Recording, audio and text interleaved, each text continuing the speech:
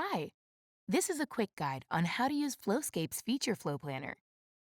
The first step is to star mark your team members so you can see them in the flow planner.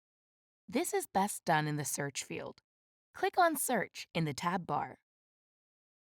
Start by typing your colleague's name. Next to the name you see a star. Click on that to star mark your colleague. Do the same for all the team members you would like to follow. The next step is to open My Page in the tab bar. Then select Flow Planner. Here, you will see all the colleagues you have star marked and an icon on their profile picture for where they will work each day of the week. No icon on the profile picture means that they will be in the office you selected.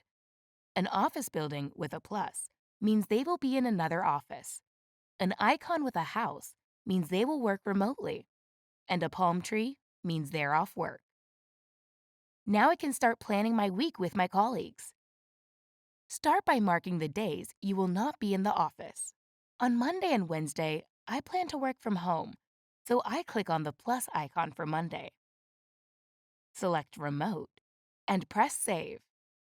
Then I do the same for Wednesday. On Friday, I plan to take the day off, so I will mark it as off work. The final step is to book a desk the days I plan to be in the office. On Tuesday, I see that my colleague Anders will be in the office. If I click on See List, I will see all my star-marked colleagues and where they will work that day. If I click on Anders, it will open his contact card. And if I click on the arrow to the right of the desk information, the map will zoom to his desk. Now, I can click on the desk next to him and book it for that day.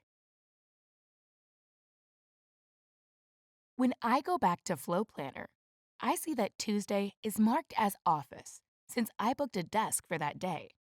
If I cancel the desk booking, the office status will automatically be removed.